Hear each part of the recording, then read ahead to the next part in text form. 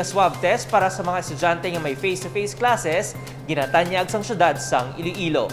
Mayor Jerry Treñas, ginapabura ng pagbalik sang face-to-face classes.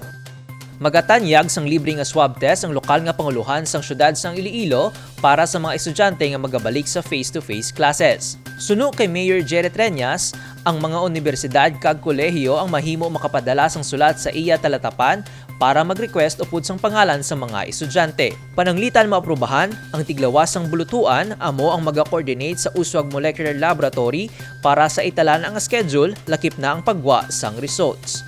So any school nga kapangayo diri nga ang ilang mga kabataan hatagan ta sang libre nga RT-PCR test, we are giving them for free, no?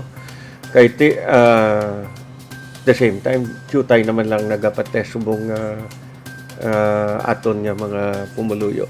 Nagapati ang alkalde tion na para sa new normal sa mga buluthuan. Malayo suno sa iya ang matunan sa mga kabataan kung yara lang nagaatubang sa computer o kung laptops kung ikumpara sa mga nagasulod gid sa eskwelahan. Kamo may kabataan kamo doon nga pamati lang sila sa computer o lain gid ya. Akon gani nga apo nag-moving up na. Way siya kita sa mga classmate niya. So bisan sa social skills nila apektado.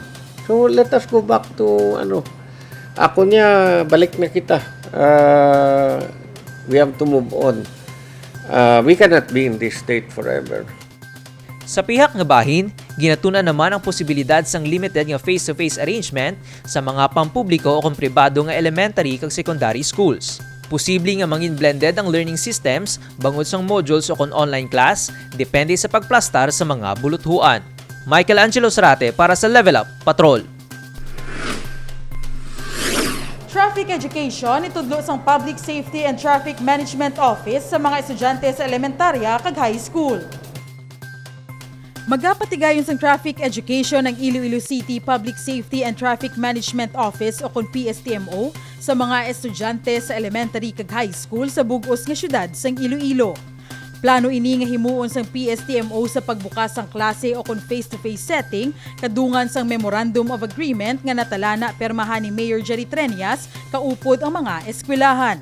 Suno kay PSTMO Head Jack Kunlo, kabahin ini sang external services sang Traffic Academy nga may tinutuyo sa pag-edukar kag training sa mga traffic enforcers. Gani, magalibot ang PSTMO team sa nagkalain-lain nga buluthuan kag magatudlo sa mga estudyante kung paano magamit sang pedestrian lanes, paghibalo sang kahulugan sa mga traffic signs, kag lakip ang mga pagsulundan sa trapiko.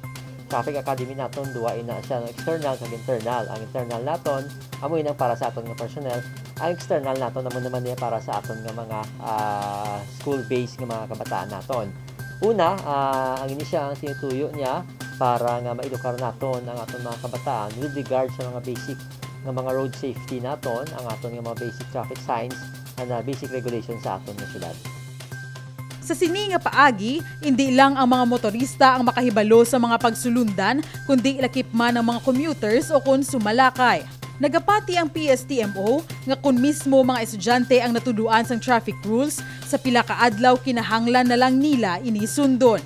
Importante gid kayo because kung makita ninyo ang aton syudad isa ka highly urbanized city. Kung highly urbanized city, ikaw ang aton termi development gaupod gid ang traffic. Now, kung may mga disciplined drivers and commuters kita sa syudad, ang aton man yang traffic flow sa syudad nagamaayo, naga-improve. Kag kung disiplinado kita nga mga estudyante kag mga future driver kag commuters, ang aton syudad is naga dasig ang iya nga pag-develop. So si Mayor Jerry Treñas nagahanduman nga kung nagadevelop kita ang aton kultura sang isa ka commuters o kung driver nagalain man. And ang aton nga syudad may ara kita sang ginatawag nga daily traffic. So the more nga nagataas ang tuig, the more man ini nga naga-increase. So kinahanglan na strategize kita sa mga programa nga makabulig decrease no sang traffic situation sa aton syudad. Kag isa ini sa mga programa ni Mayor Jerry Treñas nga nakita naton long-term investment kung nanahon naton long-term investment pagkapati si Mayor Jerry Treñas mabutang adlaw hindi man siguro for the next year, for the next few years, but nagapati si Mayor Jerry Treñas kung ang kabataan sa eskwelahan pa lang may disiplina na mas maging iniswago ng aton syudad. Dako man ang posibilidad nga mahilayo ang mga kabataan sa aksidente sa dalanon kung nakahibalo ang mga ini sang basic rules and regulations. Magluwas dire, mangintayuyon man ang dalagan sang trapiko sa mga dalanon kung masunod sang husto ang mga pagsulundan sa trapiko. Carmela May Rodrigo para sa Level Up Patrol.